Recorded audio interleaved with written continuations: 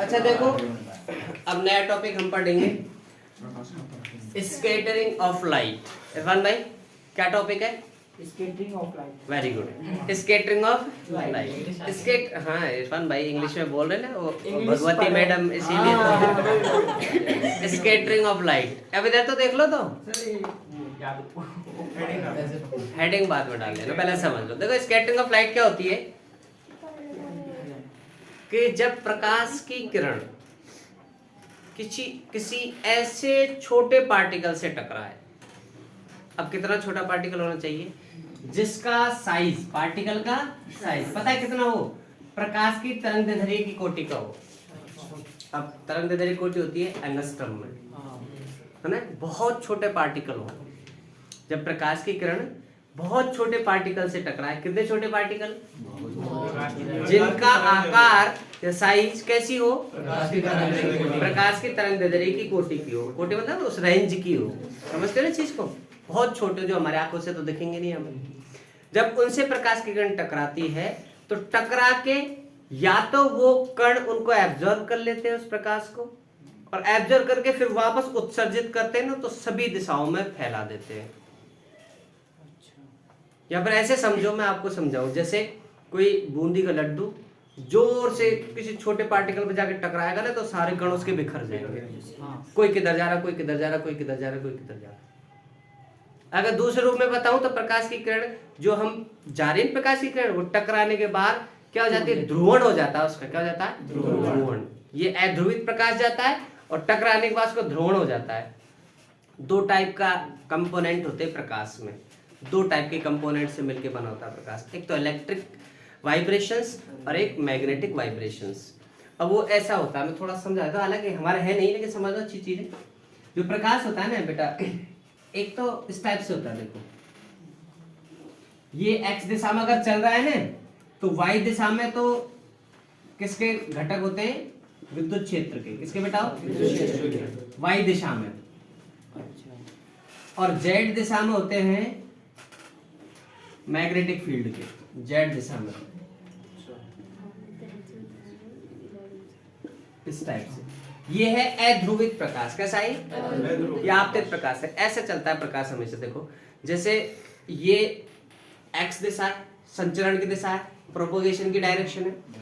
ये वाला घटक है वाई दिशा वाला, जो विद्युत क्षेत्र है, ये हमेशा ऐसे करता रहेगा। और ये जेड डायरेक्शन है तुम्हारी तरफ, जानते हो ना, एक्स वाई ये जेड है, तो ये जेड घटक है।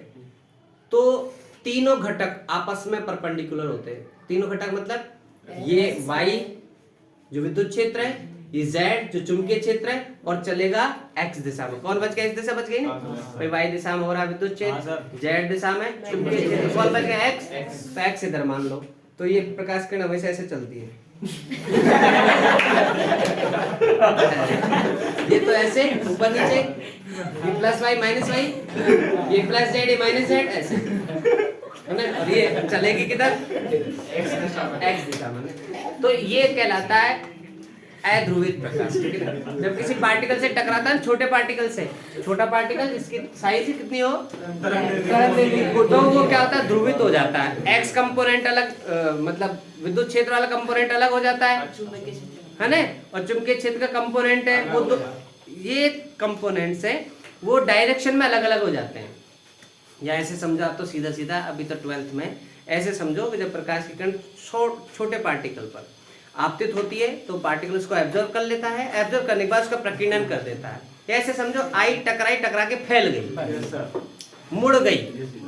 ठीक है, आई टकराई मुड़ गई, इधर इधर किधर भी मुड़ सकती है, फैल गई सभी दिशाओं में। इस घटना को बोलते हैं प्रकाश का प्रकीर्णन। मुड़ना भी बोल सकते हो, आई टकरा के मुड़ गई। ठीक है ना, आई टकरा के फैल गई। इस घटना को कहते हैं प्रकाश का प्रकीर्णन। ठीक है ना, इंग्लिश में बोलते हैं स्कैटरिंग ऑफ लाइट। बोलो इतनी सारी परिभाषा कोई से भी लिख देना, चाहे या करके सारी डाल देना, क्या दिक्कत आ रही है? ठीक है ना, इस घटना को बोलते हैं प्रकाश का प्रकीर्णन।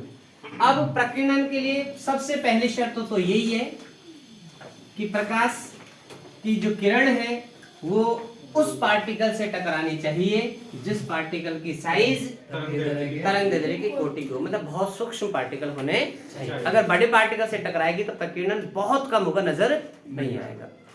अब प्रकीर्णन में ऐसा भी होता है कि उस कलर का प्रकीर्णन ज्यादा होगा जिसकी तरंगदैर्घ्य कम होगी। अच्छा, वही वाली कहानी, वो डिस्पर्जन वाली।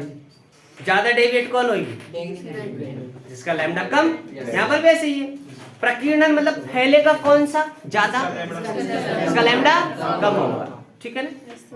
और जिसका तरंगदैर्घ्य बड़ा है कम फैलेगी, इसका मतलब वो ज्यादा दूर तक ट्रेवल करे। जैसे प्रकाश किरण आई, यहाँ पर मीडियम में बहुत छोटे छोटे पार्टिकल से टकराई, तो टकराने के बाद क्या होगा, सभी कलर्स में क्या होगा, डिस्ट्रीब्यूट हो जाएगा। तो ज्यादा कलर कौन सा फैल जाएगा, सबसे ज्यादा बैंगनी फैलेगा। तो बैंगनी कलर आगे ट्रेवल नहीं कर पाया क्योंकि वो यहीं फैल गया, वो टकरा के।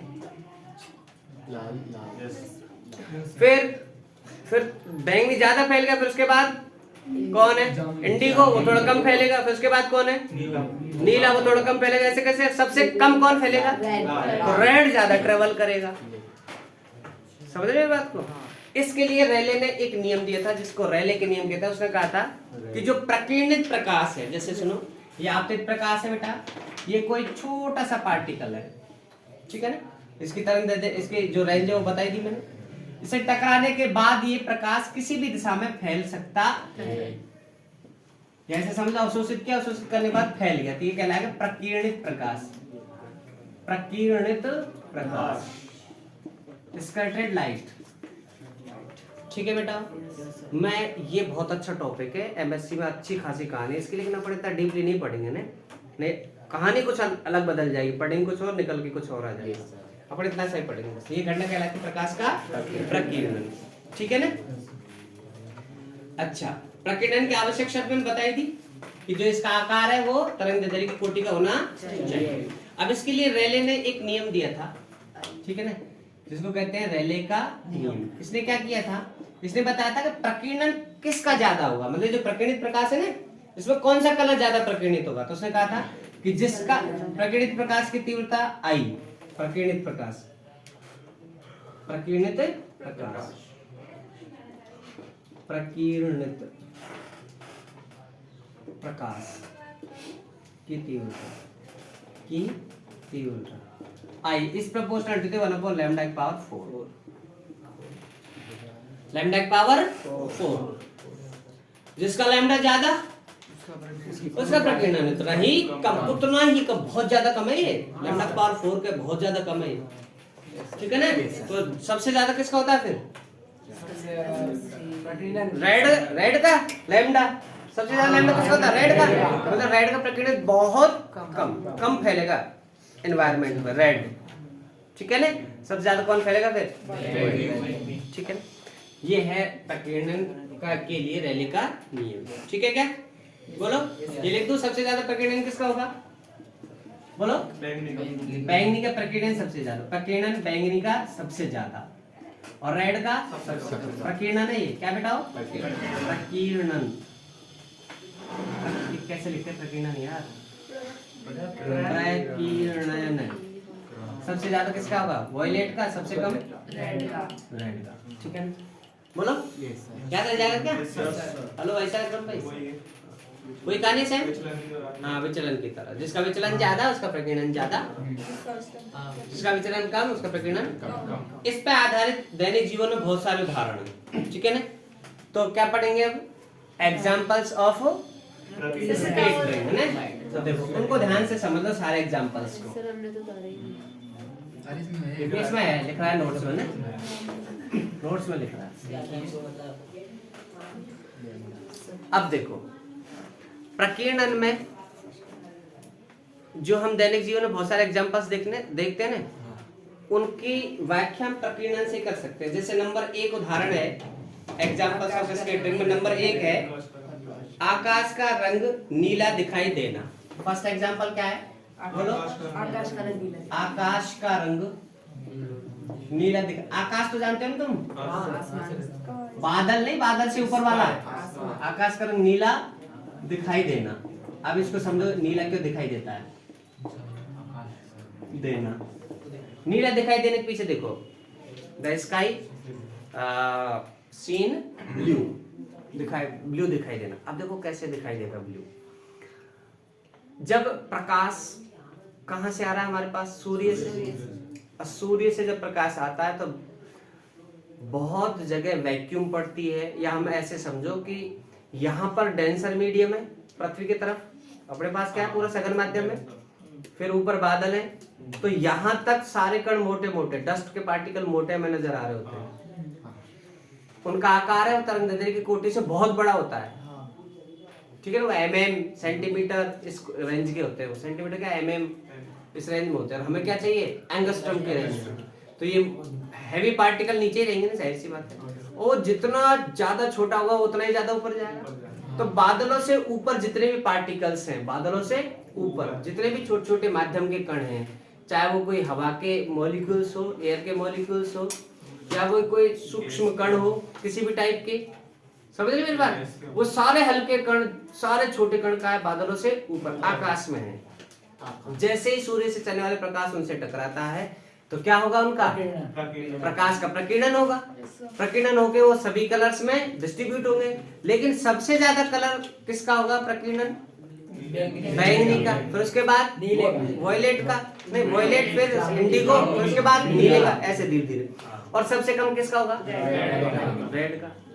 अब दिक्कत यह है कि जब सबसे ज्यादा प्रकीर्णन वॉयलेट का हुआ है तो फिर वॉयलेट दिखाई देना चाहिए, लेकिन जो हमारी आंखें हैं वो सबसे ज्यादा सेंसिटिव होती है ब्लू के, इंडिगो में, वॉयलेट में और ब्लू में। सबसे ज्यादा किसके प्रति सेंसिटिव रहती है, ब्लू। तो ब्लू ज्यादा नजर आता है, बाकी के कम। पर अपन देखते नहीं कि ब्लू तो दूर से नजर आता है, बाकी कलर होते हैं इंडिगो और ये तो पहचान में नहीं आता, बहुत पास आने बोला हाँ ब्लू है, तो सॉरी इंडिगो है ये तो, या फिर क्या है वॉयलेट है। तो समझे बात को, हमारे यहाँ किसके ज्यादा सेंसिटिव है, ब्लू। इसलिए हमें आकाश का कलर ब्लू दिखाई दे रहा है, क्योंकि ब्लू का भी हुआ है स्कैटरिंग, इंडिगो का भी हुआ है और सबका हुआ है, लेकिन सबसे ज्यादा जो सेंसिटिव हमारी आंखें हैं वो किसके प्रति है, इसलिए हमें ब्लू नजर आता है।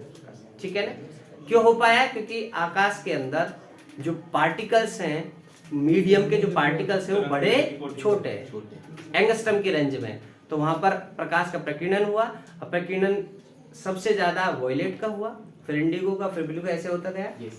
अब हमारी आंख सबसे ज्यादा ब्लू के प्रति सेंसिटिव है, इसलिए हमें वो पूरा कलर ब्लू नजर आने। अब एक घटना ये हो गई कि प्रकाश का रंग कैसा दिखाई देना, सॉरी आकाश का रंग कैसा दिखाई देना, समझ में आ गई ना चीज, नहीं यही, हाँ भाई सभी भाई, छोटे छोटे पार्टिकल जितने लाइट पार्टिकल होते हैं ऊपर जाएंगे वो, क्लियर है। अच्छा, दूसरा कारण है सूर्य का अस्त के टाइम व उदय के टाइम लाल दिखाई देना,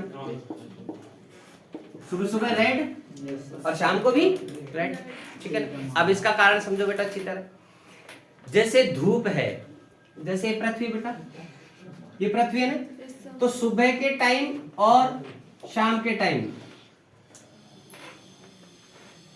सुबह के टाइम और शाम के टाइम का डिस्टेंस है ना पृथ्वी से, वो बड़ा दूर होता है, सुबह के टाइम और शाम के टाइम। अब हालांकि अंदर की कहानी बताऊं, हालांकि सूर्य तो नहीं चल रहा ना, चलता कौन रहा है, पृथ्वी। लेकिन देखो सूर्य यहीं पर है, सुनो देखो बेटा, अब इसको दूसरा एग्जैक्ट चीज बताऊं, ये पृथ्वी है, ये सूर्य है, ठीक है बेटा, समझ में बात है। अब देखो ध्यान से देखना, जैसे अपन यहाँ पर है, इसका मतलब ये देखो, इसका मतलब बिल्कुल अपनी छाती के ऊपर नजर आ रहा है ना, ऊपर बिल्कुल नहीं समझ रहा सर, अपन यहाँ है ऐसे मतलब ऐसे मत समझो गिर जाओ नीचे, ये पृथ्वी है, पृथ्वी पर अपन, तो ये बिल्कुल अपन को ऊपर दिख रहा है ना, इट मींस क्या है, ये दोपहर, क्या है दोपहर। अब हमारी पृथ्वी घूमेगी, यहाँ पर आ गई, इसका मतलब शाम हो गई है, तो ये डिस्टेंस बढ़ गई ना, और ऐसे घूम के रात हो गई, अभी अपन इधर आ गए, यहाँ पर रात है, ये घूम रही है ऐसे, यहाँ तक रात है, जैसे ये हुआ अपन को नजर आने लग गया, फिर ये ज्यादा है। हकीकत तो ये घूर्णन की वजह से, लेकिन यहाँ पर आ जाओ समझने के लिए, ये पृथ्वी है, ये बिल्कुल दोपहर है, तो दोपहर में डिस्टेंस कम, और सुबह और शाम को डिस्टेंस। अब यहाँ से जब ये प्रकाश का बहुत सारे पार्टिकल से प्रकाश की किरण जब उन पार्टिकल से टकराई होगी तो सारे कलर से उनका क्या हो गया, स्कैटरिंग हो गई सबकी, वो तो फैल फाल गए सारे। हमारे तक कौन सा आगे पहुंचा, रेड। क्यों? क्योंकि रेड का विचलन सबसे कम हुआ है, इसलिए हमारे तक रेड आया है, इसलिए हमें पूरा कैसे दिखाई दिया है, रेड। और इस टाइम येलो येलो दिख रहा है, इस टाइम कैसे दिख रहा है, येलो येलो दिख रहा है। क्यों? क्योंकि ज्यादा सबसे भाई बिल्कुल पास सा ये ना, येलो का बीच में आता है। हाँ, तो येलो का लगभग बीच से में आता है ना, इसलिए हमें ये थोड़ा थोड़ा येलो येलो दिखाई देगा, येलो तक आ जाता है, बाकी का तो डिस्पर्जन हो जाता है। येलो से ऊपर वॉयलेट का, और जो है ना वॉयलेट, इंडिगो और ब्लू ग्रीन, उनका क्या होगा, डिस्पर्जन होगा सबका, तो स्कैटरिंग होगी सबकी। और इस सिचुएशन में कैसा आता है, येलो येलो जैसा कलर हमारे तक आ रहा होता है, बाकी भी ज्यादा आ रहे होते हैं, वो तो फिर क्यों, जो हमारी आंखों में ज्यादा आएगा वही तो दिखेगा ज्यादा। तो इस टाइम कैसा कलर आ रहा होता है ज्यादा, येलो, इसलिए हमें येलो दिन में बिल्कुल चमकता हुआ दिखाई देता है। ओरिजिनल कलर उसका व्हाइट होता है ना, ओरिजिनल कलर व्हाइट होगा। क्यों? क्योंकि उससे अंदर रे निकलती है, रे होती है व्हाइट, सारे कलर्स उसके अंदर मौजूद है ना। क्लियर? हाँ वैसे भी दूर है तो सारे कलर का क्या हो गया, स्कैटरिंग हो गए, हमारे पास कलर आके नहीं पहुंचा। सूर्य का हमारे पास कलर, सारे कलर हो गए डिस्ट्रीब्यूट, कौन सा बचा, रेड, जो दूर तक ट्रेवल करता है, इसलिए हमें रेड दिख गया।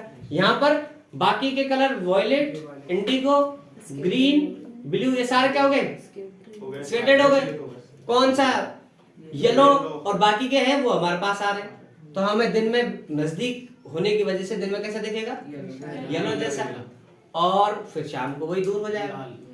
कहानी मैंने बताई दी, घूर्णन की वजह से कैसा है। क्लियर है ये? और तीसरा उदाहरण है, बोलो क्या है, खतरे के, अरे इससे पहले और एक और खतरा से पहले, ये खतरा, तो खतरे का जो निशान होता है वो रेड होता है। हाँ, खतरे दूर से दिख जाता है का सिंबल या चिन्ह या निशान कैसे बनाते हैं हम लोग, बोलो, रेड बनाते हैं। देखो क्यों बनाते हैं, क्योंकि अब ट्रेन दूर से आ रही है, ठीक है, हमें रुकवानी है। अब ऐसा तो नहीं छाती पा के रुकवा ले, हमें इतनी जल्दी तो रुकती नहीं है ना, वो 2-3 किलोमीटर उसको ब्रेक लगाने पड़ते हैं। जब अब 2-3 किलोमीटर दूर आदमी है, अब उसने ब्लू झंडी दिखाई, तो क्या वहां से वहां तक प्रकाश पहुंचा ही नहीं, क्या होगा, डिस्पर्जन होगा, उसको दिखाई नहीं, वो इंडिगो नहीं दिखा, वॉयलेट नहीं दिखा, ग्रीन नहीं दिखा, क्या करेगा, वो दिखाएगा रेड कलर की झंडी, क्या, अब रेड कलर का डिस्पर्जन बहुत कम होता है, वो ज्यादा दूर तक ट्रेवल करता है, तो उसको दूर से ही वो कलर दिख जाता है, कितनी भी दूरी पर हो, कैसा कलर दिखेगा, रेड, क्योंकि रेड का डिस्पर्जन कम हो रहा है। डिस्पर्जन का हो या सॉरी स्कैटरिंग का हो, स्कैटरिंग सबसे कम हो रहा है, नहीं समझ में आ रही, रेड का स्कैटरिंग कम होता है, या ऐसे बोलो डेविएशन सबसे कम होता है, इसलिए रेड दूर तक नजर आ रहा होता है। अब वो दूर से उसको, हाँ यार रेड है, तो वो रोक देगा, तो यहाँ तक 2-3 किलोमीटर या 2-4-5 जितने किलोमीटर वो गाड़ी रुक जाएगी, ठीक है ना। इसलिए कैसे खतरे के निशान, भाई वहां पर रोकनी ही है, कैसे दिखाएंगे, रेड, क्योंकि खतरे की जो चीज है आपको पहले ही इन्फॉर्म करना पड़ेगा, या एंड टाइम पे लो भाई रेड, अब थोड़ी रुकेगी वो, अब तो रेड दिखा था, कैसी दिखा, क्लियर है। अच्छा एक और है, बादलों का रंग सफेद दिखाई, हाँ बादल ऊपर है, आसमान ऊपर है, ऐसे बादल नीचे, बादल तो ये आसमान हाँ अपने हवाई जहाज ही खुद के इसको ऊपर उड़ते, बादल तो 2-3 किलोमीटर पे मिल जाते हैं, कई बार नहीं देखते यहाँ पर अच्छी कर लेते हैं ना, मतलब बड़ी बड़ी पहाड़ियाँ होती है तो उनको ऊपर, और कई बार अपन जैसे बुर्ज खलीफा है, मियां कौन सा खलीफा, बुर्ज खलीफा, एक तो मीम्स देख देख कहने ते पागल हो जाते हैं, समझ में आता है वो, हाँ वो कौन सा खलीफा है, चलो कौन सा, बुर्ज खलीफा। तो कई बार ऐसा होता है, देख अनीस धीरे हंस रहा है, तो बुर्ज खलीफा है ना, तो कई बार तो बादल नीचे नजर आ रहे होते हैं, और उसका वो रहता है ना, वो बुर्ज खलीफा वो ऊपर निकल रहा हुआ रहता है, इसका मतलब 1-2 किलोमीटर तक ही होते हैं क्या बादल। अब देखो, और हमारे जो हवाई जहाज है सब ऊपर उड़ते हैं। अब देखो बादलों का रंग सफेद दिखाई देता है, अब देखो इससे पता चलता है तुम्हारा भी टाइम बड़ा ज्यादा वेस्ट हो रहा है इंटरनेट पे। देखो क्या है, ये सपोज दैट सूर्य है और ये बादल है और ये अपन है। अब आपको पता होगा कि 1-2 किलोमीटर है बस ये यहीं पर, तो इनके जितने भी पार्टिकल्स है, चाहे वाटर के ड्रॉप्स हो, चाहे धूल धुआं ऊपर उड़ के गई है वो हो, जितने भी पार्टिकल्स हैं यहाँ पर, जितने भी कण हैं, वो कणों का आकार क्या है, बड़ा है। तरंग दैर्ध्य की साइज का नहीं है, बहुत बड़ा है उससे, इसलिए क्या नहीं हुआ, प्रकीर्णन नहीं हुआ। अगर हुआ भी तो बहुत कम हुआ, अगर हुआ भी तो, इसलिए व्हाइट प्रकाश आ रहा, पूरा पूरा व्हाइट हमें आ जाएगा और ये सारे व्हाइट नजर आएंगे क्योंकि डिस्पर्जन बहुत कम, सॉरी क्या नाम है, स्कैटरिंग बहुत कम हुआ है। ठीक है ना, ये कारण है कि जो बादल है वो कैसे दिखाई देते हैं, क्लियर है क्या बोलो, हाँ?